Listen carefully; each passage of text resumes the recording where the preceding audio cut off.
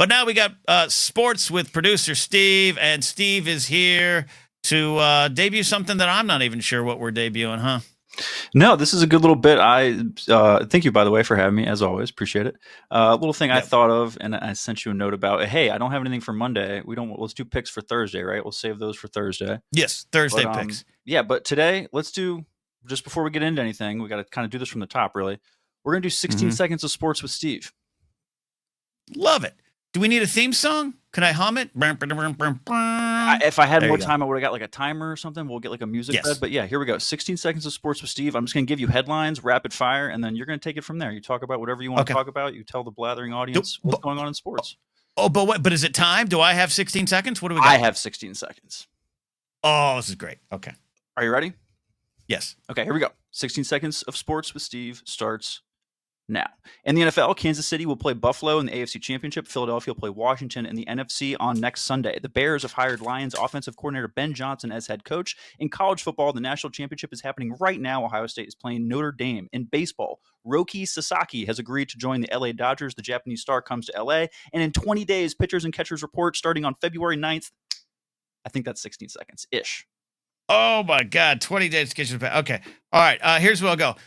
We'll talk more Thursday on picks. The championship games are going to be absolute fire. Absolutely love what's going on here. Though I had Detroit all the way. Detroit was my pick to win the Super Bowl, the big game. Sorry, NFL.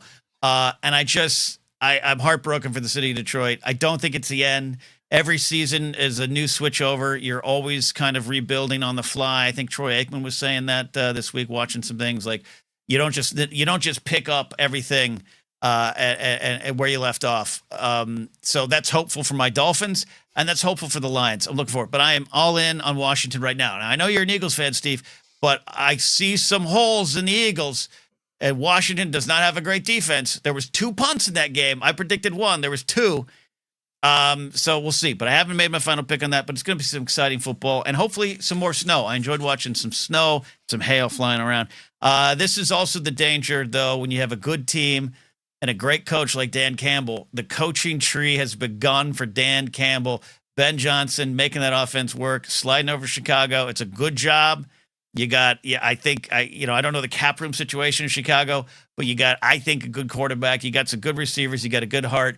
And now maybe a coach who understands timeout. It's going to be good. But the Dolphins are facing this. We might lose Anthony Weaver, who I hope we don't lose as their defensive coordinator. But this has happened. Now, the thing is, the prediction is, can he succeed? Look at the Bill Belichick coaching tree. It's shady. The history of it is shady. Josh McDaniel comes to mind, but a lot of players, a lot of coaches, I should say, needing to return to the umbrella of Belichick. The coaching tree is not always real. We look at Parcells to Belichick. I'd love a little more on the actual success of NFL coaching trees. Now, as far as college football, Steve, you know my feelings on college football. It's after school sports. I didn't even know we were having that game tonight. Go Ohio State. Who's playing? Ohio State, Notre Dame. Go Fighting Irish, I guess, because my friend who I own a fantasy baseball team with went to Notre Dame. So, okay, there you go. That's my thought. What is his name? The pitcher who signed with the Dodgers. I haven't seen his name in print a lot. I looked up how to pronounce it. Roki Sasaki. Roki Sasaki. I'm a Yankee fan. I'm a Yankee fan. This is hypocritical. I want it to be on the record that I think it's hypocritical. The Dodgers not only signed Sasaki, they signed Tanner Scott, the best lefty fireballer outside of maybe Josh Hader. Why do I know this? He was on my fantasy team last year till he was traded. Well, we kept him even after he was traded to the American League. The Dodgers are soaking it up all. And I have been a defender of baseball not needing salary cap or things worked out a little differently. The fact that they won last year, Steve, is the problem. As a Yankee fan, I can tell you, throwing a lot of money into your clubhouse does not guarantee championships. The 1990s Yankees, the 96 Yankees were not built on money. They were built on a farm system. When they started throwing money at players, that started to become a little wonky, and then the dynasty collapsed. We still had the core five, but by the mid-2000s, we were throwing big money, big attitudes out there, and it didn't work. but the Dodgers won. And they won. Padres came close, but they won pretty easily. I starting to think there might be a problem, but I haven't committed to it. I don't know the answers. I'm not in the commissioner's office. I did apply for a job in Major League Baseball last week. I don't think I'm going to get it, so I can say this freely. I think they have to address this. I don't know what to do, and this might affect the fan base. I do want to get your feedback on that, but the final thing, 20 days till pitchers and catchers. I'm excited about that. I'm really excited about that. We're going to have a lot of fun. Box Score Heroes will come back to life and will exist here. We're going to do a Box Score Heroes segment during the baseball season. There you go. 16 seconds of sports, 60 minutes of responses. Your thoughts on the Dodgers situation? Oh, yeah. No, I think the Dodgers, it's obviously the easy way to put it is the rich getting richer. I think you're right. I think there's we're going to have to do, if this continues, I think even the other owners in baseball will say, we have to do something. I don't think they really don't like the salary cap word. I mean, that's Right. 2 words, but they don't like those 2 words. Mhm. Baseball's kind of sneakily kind of like soccer across the pond where, you have a lot of money, you have a lot of power, you have a lot of control.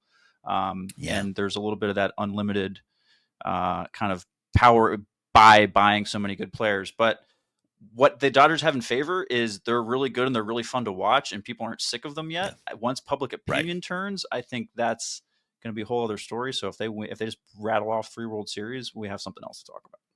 Yeah, and a lot still happens on the field. This is why I do speak as from experience as a Yankee fan in the mid 2000s and even kind of where we've been now. As I've said, I was happy that Soto. I wanted Soto on the team. I would have been happy if Juan Soto returned to the Yankees. He didn't, and now we were able to use that money to get a closer, Devin Williams, to get a left-handed ace, Max Fried, to get a first base, we get some other players. I like that versus one big player who could go down with injury and you're done. So the Yankees do this, but it does not guarantee wins. And you're right. I think that might be a problem. The Dodgers, until last year, not counting 2020, have had this kind of yoke around their neck of Roberts, Clayton Kershaw. They get to the postseason and everyone starts flailing and it doesn't work. Well, it worked last year. And I liked it, even though I was a Yankee fan. It was fun to watch them win. It was fun to see Ohtani get a title. I love watching Ohtani play. Now I'm worried. We'll see. A second title? You're right. Then the shoe might drop. Your thoughts, Steve? Am I a monster for not liking college sports? Not at all. I think no, not at all. And you have to. College sports is very relationship based. Whether it's a school you went to or the town that you have associated with, as far as rooting for college sports interests. And I enjoy college, football especially. Not like a diehard fan the way I am in the NFL, but the last few years of college football, I personally don't think the product is as good as it used to be. It's really just a minor league for the NFL at this point between how big these conferences have gotten. And in my opinion, the playoff has kind of made a lot of the regular season games less important. The fact that Texas plays Alabama in the same conference makes when those teams actually play each other a little less fun, in my opinion. But no, I think there's a lot of, but the college football did fix some things by, I think, getting the players paid and allowing NIL is a huge step in the right direction. And yes. Realizing, hey, these kids are making a boatload of money for these schools. They deserve a piece of the pie, etc. Yeah, which I agree with. I'm glad you brought that up. That's one of the reasons maybe I didn't like, and I didn't go to a big college. I went to community college to learn screenwriting and dipped out to start a radio career. So I didn't, follow a team. Didn't have. I had Cal Poly SLO in my hometown, and I didn't connect with it. So I think that's, my friend. He went to Notre Dame. He's into Fighting Irish fan. It worked. Mark Ellis at Wake Forest. Like I get the connections, and I think the spirit of the game is there. And it's my late uncle used to always say, I like college football better because they're playing for the love. That's never been really true. Maybe on the surface, maybe on the outside of the roster. But I told the story before, but it's a perfect time to highlight it. I had a friend who since passed away. He was an offensive lineman. He got to the NFL, injured out, but he was a big NCAA, Division I offensive lineman, went to one school, recruited to another. And he would say, every Monday I would go to my simple health class where the tests were done for me. And then I'd come back to my dorm and there'd be an envelope with a wad of cash.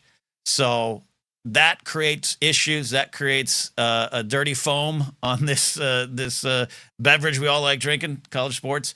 To kind of maybe combat that by they're generating money. I do agree with that. It made a lot of sense because they couldn't make money, right? They couldn't they couldn't go even get a job down at the ice cream shop like other college students. So I think it's a step in the right direction. Yeah, absolutely. Yeah, you shouldn't get docked or kicked out of school or off the team for signing jerseys or something like that of your own of your Yes, own jersey. You know what I mean? That's crazy. it So got crazy. It got crazy. Well, there you go. There's a look at sports. I love this, Steve. This might be a format for a lot of things. Genius. Producer Steve is there. Thursday we got the picks. How are you feeling? I want to know. It's part of my research. How you feeling about your Eagles? Big win. Barkley's amazing, but how you feeling? I've said this a few times. I'm worried that Jalen Hurts, as much as I love him, and he went toe to toe with Patrick Mahomes in a Super Bowl, stat for stat. I'm worried he's the weakest part of the offense right now. Things are not really clicking entirely. He didn't have a bad game. He did everything that he needed to do to win. But they got lucky as hell to win that game. As well as the defense played, Stafford stumbled at the end. Jalen Carter is a just giant appliance of a person running through a line and just tackling people. It's amazing. Yeah. But the defense held. I feel cautiously optimistic. They get to play at home. The team overall played pretty. The Eagles got out to a good lead against that Commanders team before they had to put in freaking Kenny Pickett, who's just I never want to see again. I like the Eagles' third string quarterback better than Kenny Pickett.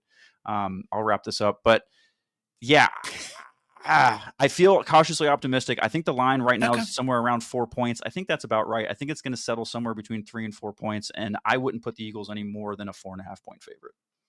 All right, you heard it there. A diehard Eagles fan speaking some truths while also celebrating his joy. Steve, thanks for the call. Thanks as always. We'll see you Thursday for some picks. Thank you so much, Ken. Appreciate it.